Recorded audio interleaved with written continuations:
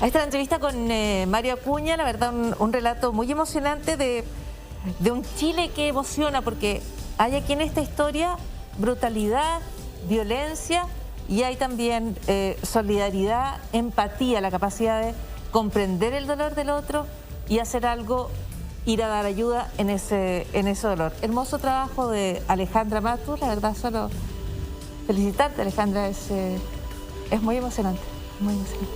Gracias y felicitaciones a todo el equipo. En realidad este es un trabajo en equipo, la realización, la producción que tuvo la sensibilidad para tomar contacto con la familia, pero yo quiero destacar sobre todo estas mujeres extraordinarias, como hay tantas en Chile, pero que son mujeres que en el fondo sustituyen la labor del Estado de manera totalmente injusta. Por supuesto que no debería recaer en sus hombros, pero Mariana, por ejemplo, la mujer que los está ayudando a ellos, es una educadora que estudió, ella dice, se hizo profesora a los 40 años y que hace labor social, hace batucadas, ayudas, bingos, cosas para ayudar a personas en necesidad. Y se enteró de este caso y fue a visitarlos y ya nunca más se pudo ir. O sea, ella está ahí permanentemente, como tiene más habilidades sociales de la palabra, etcétera, es la que los ha ayudado a que avancen en el juicio, a coordinar las ayudas para que lleguen a esta familia que de otro modo estaría abandonada. La tía de Mario no tenía ninguna preparación en medicina, tuvo que aprender a poner la sonda. Como no sabía al principio, se le infectó la sonda que tenía en la tráquea, y todo aprendiendo sobre la marcha y con una voluntad impresionante, impresionante. Es lo que, por eso decía que de alguna manera nos muestra dos caras, ¿no es cierto? Nos muestra cuánta violencia se puede ejercer sobre un ser humano y cuánto amor finalmente hay. Cuánta humanidad hay en el gesto de ir en apoyo, que es lo que hace esta educadora. Pero yo creo que hay algo especialmente importante. A mí no me gusta, a Mónica, ninguna acá nos gusta hablar del gremio ni aquello que el periodismo hace bien, porque a veces no hacemos todo lo bien que quisiéramos y nos equivocamos muchísimo. Pero creo, Alejandra, que para una persona, para una familia en esa situación, sentir que se le escucha, que se le da un espacio para contar lo que están viviendo, para contar lo que han pasado, para contar lo difícil que es, pero también para darse un espacio para las esperanzas que tienen. Me parece que dar ese espacio es una de las tareas más nobles que puede hacerse desde el reporteo, y en ese sentido es mi reconocimiento para ti y para todo el equipo. Y también me parece muy emocionante cuando ella habla de la Convención Constitucional, y qué responsabilidad siento de tratar con respeto a esa instancia en la cual están puestas tantas esperanzas, incluso en situaciones tan límites como la que estábamos viendo. La esperanza en una institución que no solo escriba la Constitución, sino que nos repare, nos rearme, nos vuelva a entretejer como la sola red que tenemos que ser. Yasna, Mónica. Sí, ya que aludes a eso, los propios constituyentes entendieron y las propias constituyentes entendieron que no podían empezar a escribir una nueva constitución sin despejar ciertas cuestiones elementales que han herido el alma de nuestro país. Y esta es una, porque lo que ahí hubo no fue un accidente, fue un acto de sadismo criminal de una institución del Estado de Chile, que además sigue impune. Ese juicio está pendiente. No ha habido ni siquiera un acto, un gesto de ni hablar de reparación, de perdón, de un gesto de humanidad. No ha existido y bueno, creo que se reivindica esta comprensión política de la Convención de haber partido, no escribiendo la Constitución, sino que escribiendo una declaración respetuosa a los otros poderes del Estado para pedirle, claro, la libertad a presos de la revuelta, pero en general una reflexión respecto de estos hechos que, claro, como ha habido tanto que celebrar en el avance democratizador de Chile, hay veces que ese nivel de violencia y de brutalidad, quizás por un acto reflejo, lo empezamos como a dejar atrás, pero está ahí. y va a seguir estando ahí mientras no haya no solo verdad, que es lo que ha ayudado a hacer Alejandra, sino que fundamentalmente justicia, reparación. Porque si no, sí hay repetición y esto no se puede repetir. Bueno, ellas hablan de lo que esperan, ¿no?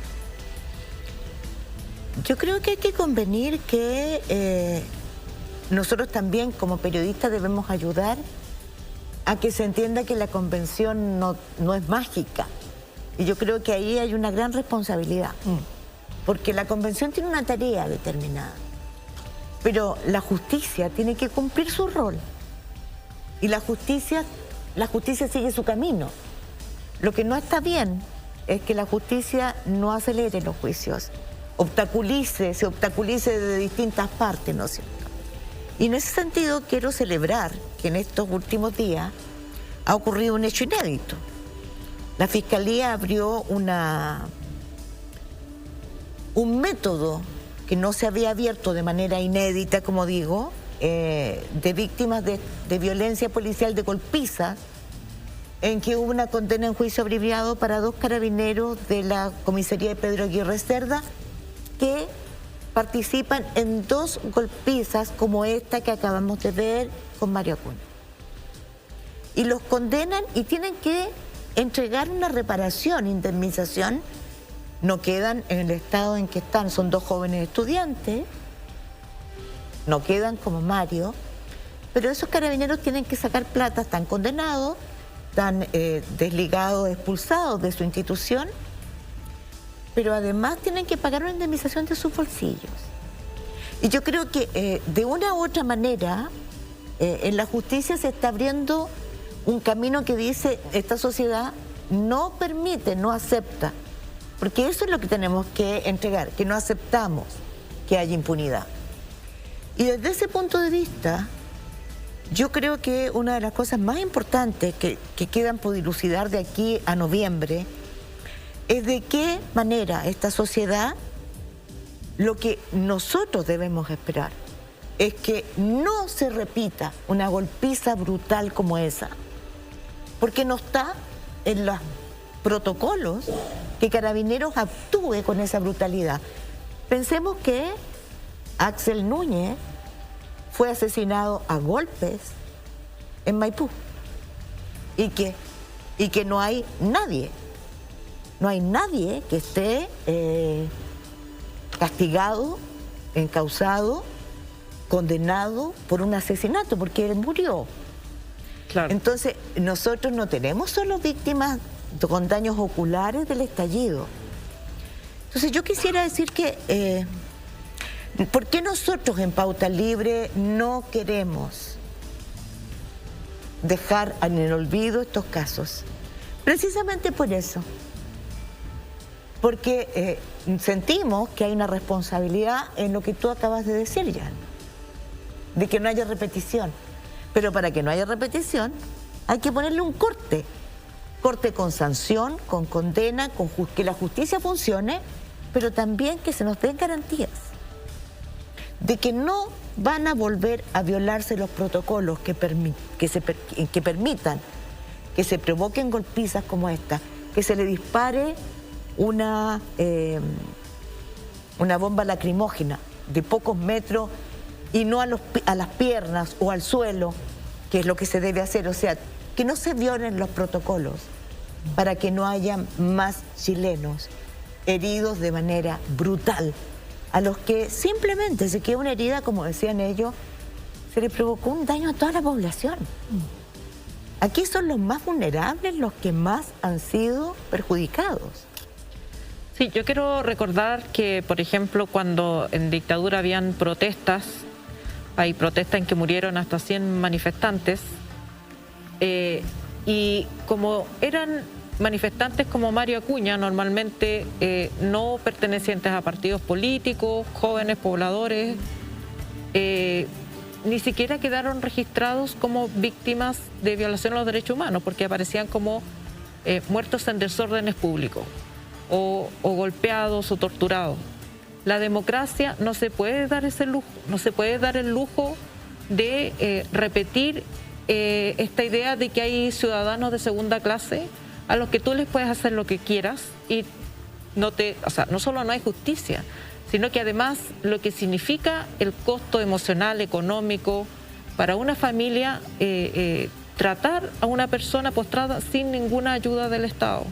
Las personas que el programa que hizo el Ministerio de Salud para el daño ocular, como hemos hablado aquí, que es un chiste, que no funciona, y el Estado, que es responsable, porque esos carabineros no estaban de civil, no iban pasando por ahí y hicieron una golpiza en civil, fueron funcionarios del Estado enviados para allá, y el Estado es responsable de estos hechos y por lo tanto tiene que hacerse responsable no solo de hacer justicia, sino que de los daños económicos sociales, de la reparación. La reparación. Así y no es. hay ni siquiera un gesto mínimo de acercarse, qué necesitan. Nos contaban ellas en las grabaciones que los llamaban del CEFAN, ellos llamaban al CEFAN y se reían, ya, ¿qué quiere Mario Acuña ahora? Y le cortaban el teléfono, ya no los iban a ver porque, digamos, de alguna manera sentían que estaban abrumados con las peticiones de esta familia y ya no los atendieron más por un tiempo. Ahora, que después que el caso empezó a salir públicamente, como que esporádicamente aparecen, pero creo que es el maltrato sobre la agresión es todavía más doloroso. Es un agravio más. Este es un tema, el tema de la reparación, de la justicia en derechos humanos, que nos debe tener color político, en el que yo creo que debemos estar todos unidas, todos unidos, y en una jornada en la que hemos visto que se va a votar, que se va a avanzar en el periodo de un nuevo gobierno. Bueno, lo que yo creo que se espera de toda candidatura, de toda persona que aspira a liderar el país, se pasa también por hacerse cargo de este dolor, de esta herida y repararla de manera tal que podamos efectivamente seguir adelante. Llegó el momento de cerrar el Pauta Libre. Muchísimas gracias, una vez más, muchísimas gracias Alejandra Matus por el reportaje y por supuesto por la participación.